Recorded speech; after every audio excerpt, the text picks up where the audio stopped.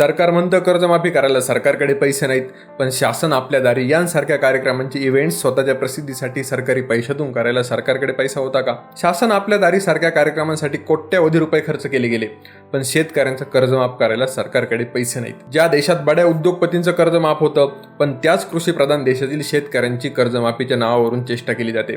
आश्वासन देऊन त्यांना फसवलं जातं. मित्रांनो, भोळ्या बाबड्या शेतकऱ्यांना यांनी आशेवर बसवलं. त्यामुळे शेतकऱ्यांनी कर्जाची हप्तेच भरले नाहीत, पण आता म्हणताय की हप्ते भरा. सरकारच्या तिजोरीमध्ये खडखडाट आहे.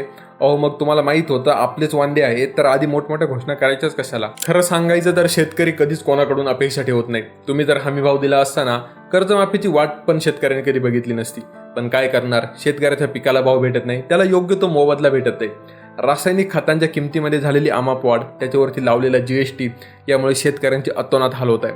शेतकऱ्याला सुद्धा पोरं बाळं कुटुंब असतं. मंत्र्यांची पोरं Fortuner, land cruiser, range rover यांसारख्या लक्झरीज गाड्या घेऊन फिरतात, पण शेतकऱ्याला त्याच्या पोराला साधी सायकल सुद्धा घेऊन देता येत नाही. आणि ना कधी कधी परिस्थिती अशी येते की झाडाला लटकल्याशिवाय त्याच्याकडे पर्याय नसतो, आणि तुम्ही लोक वरचेवर अशा प्रकारे शेतकऱ्याला फसवता.